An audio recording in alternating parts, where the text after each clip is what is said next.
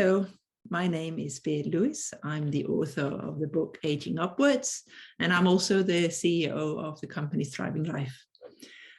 I've been asked by the Authority magazine to point to 5 things that we need in order to live long and healthy lives.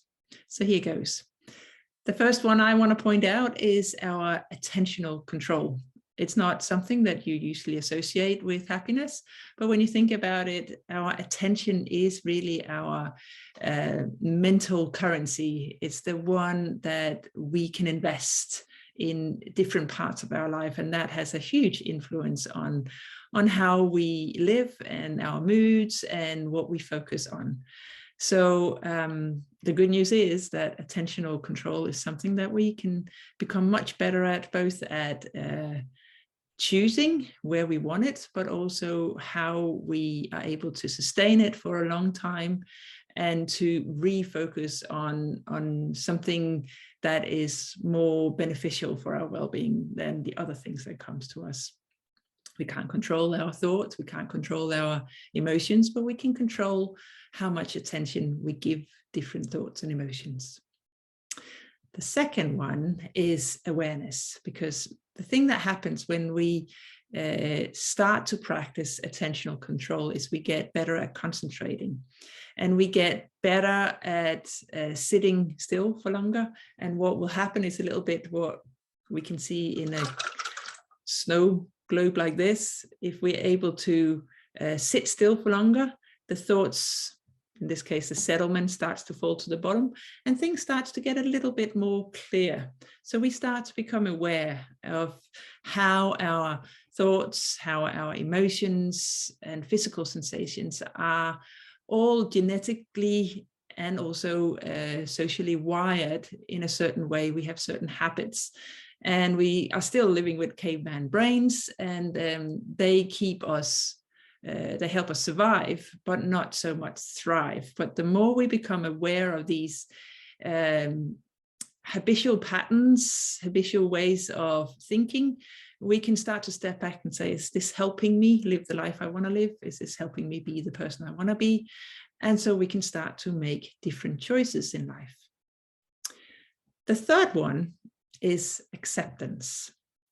Back to the caveman brain. The thing about it is that we are wired to run away from anything that causes us discomfort, pain, suffering.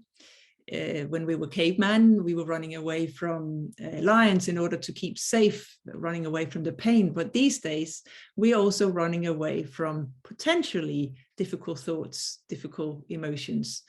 And what we end up doing is wasting a lot of time and a lot of energy avoiding things, things that we have no control over. Acceptance is not the same as giving up, but it's about accepting that right now, in this moment, things are in a certain way, not waste time wishing for things to be different, and then finding ways that we can change that in the future. Affection is the fourth one. And that's really another word just for compassion. And there's been a lot of research done that says that our well-being is closely associated with our ability to be kind to ourselves, to be friendly, not just to ourselves, but also to the people around us. That builds better relationships, more trust, more social environments to benefit from. So this ability to meet things with kindness really, really helps our well-being. And the good thing is that it's actually a skill. And even though it might be difficult in the beginning, a lot of us have grown up with the idea that self-compassion and kindness to ourselves is a soft skill, and it's not so important as the hard skills, but that's not actually true. It's a very important skill, because without self-compassion, without compassion, we simply wouldn't be here today. That's also very much a survival skill. And we can become better at it through practice. And that's a good thing, of course. The last thing I point out is mental flexibility. And what do I mean by that is that in my book, I suggest an alternative to the traditional biomedical way of looking at our bodies, at human beings for that matter. We tend to look at us as machines, and we're here having one function when we're born to live. And as we get older, wear and tear will happen, and we start to lose certain capabilities and deteriorate in some faculties. And we usually think of that as a decline, but I would like to say that it's more of a transition.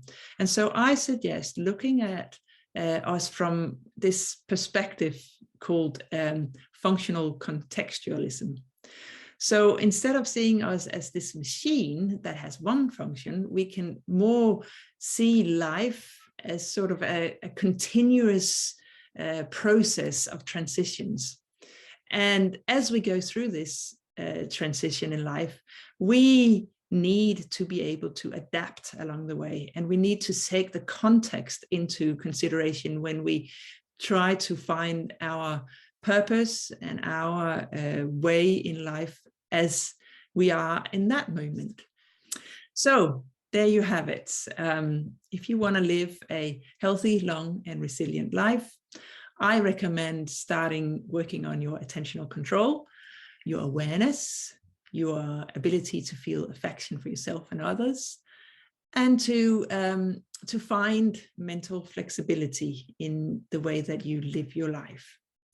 And of course, the good news about all of these is that they are all skills. Our minds stay flexible. Neurologically, we can continuously make changes to the way that we are wired. It takes practice and it takes effort, but it is possible no matter what age we're at. So it's never too late to start. Good luck.